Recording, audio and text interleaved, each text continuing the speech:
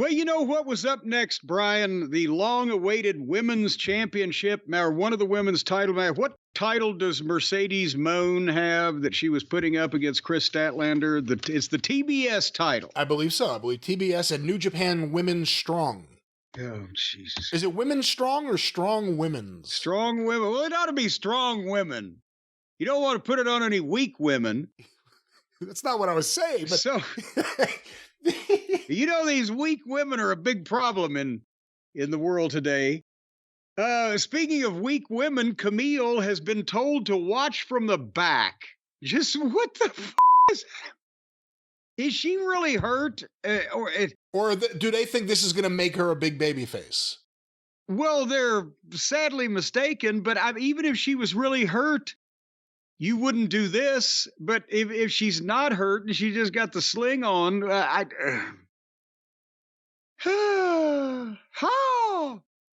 Anyway, as a matter of fact, there was a sign in the match early on, "Free Camille," across from the hard camera. Because we'd rather see her than Mercedes. This is the only person on this roster that I get the opinion that even the AEW fans are booing her, not because they know she's a heel and they're supposed to and they like that, but that they're booing her legitimately with some emotion, like, we don't want to see you. Please don't talk anymore. Is that the way it comes off to you, or is she just doing it when they do make any reaction at all? Is this revolutionary heel work or just, oh, fuck, no, not you again? I think that's been the general reaction. This night was a little different because I think the match won over the room a little bit by the end. So for a moment, they got past the, we don't want to see Mercedes Mone, but she did the match that everyone else did on the show. You kick out of every single thing that looks like it would have killed you. And it worked for that room.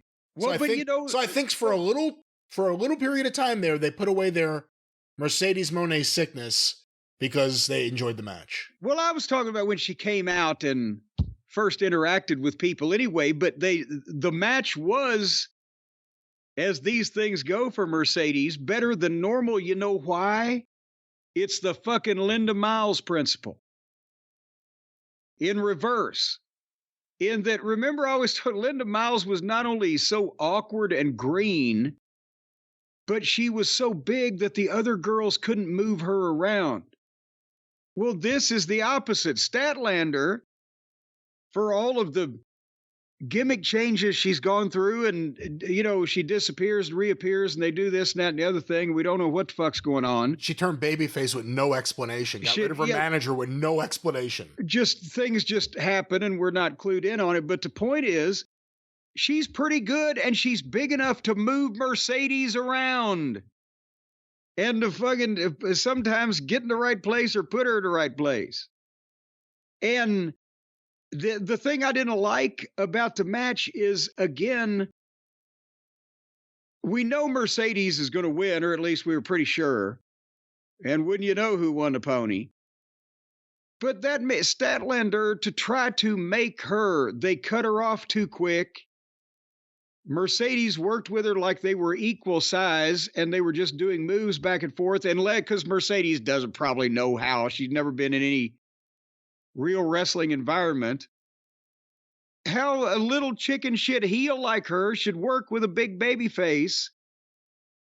And again, with Mercedes going over, Statlander should have had quite a bit of the match, but instead they kind of did the deal that a lot of the indie wrestlers talk themselves into. Well, I'll give you everything, and I still won't beat you, and that'll make you so strong. Well, no, it just makes the whole fucking match phony. But also, no, you see what I'm saying? I think Statlander should have had a little more of the match. Again, Mercedes overacts horribly at the 2 counts with the screaming and the gripping of her. She's flipping her wig almost, is what she's doing. Why doesn't a babyface use the wig as a weapon? We know now she's wearing a wig. Just go for the wig. Every move should just be like, I'm going to get you in a headlock because I'm going to rip this fucking thing off your head. See, man, well, and pulling hair is illegal, but if it's fake hair. Yeah, how does that work in terms of the rules?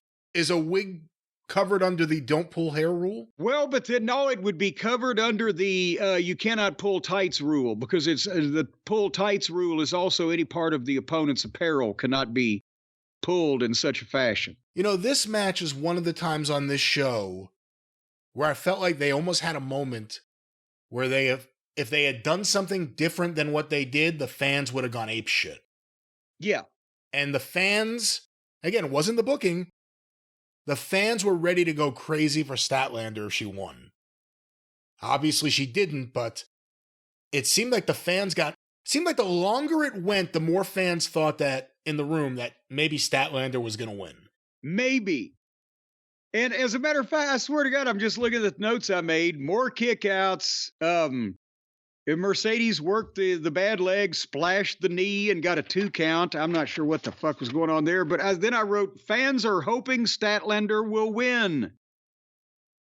And again, it's, you can't say this crowd is straight babyface and heel. They just like Statlander better. But then after all of that, Mercedes again did all kinds of things, meteoras and the like, and all that fancy stuff. And then Statlander picks her up for a tombstone.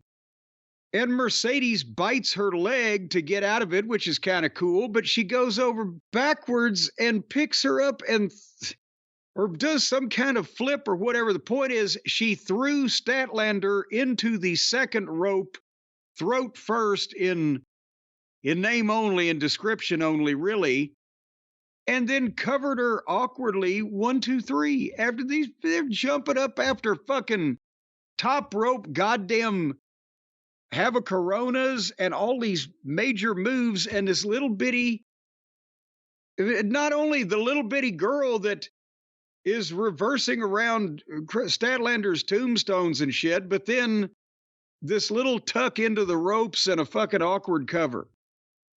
I was like, maybe it worked in rehearsal. Do you think it could have been something else? I'm not exactly sure. When she went throat first, that was a bit unique. And then again, boom, right to the finish. But she went in with the force of a granny driving to church on Sunday. Coming off of what they had done before. Yeah. Yeah.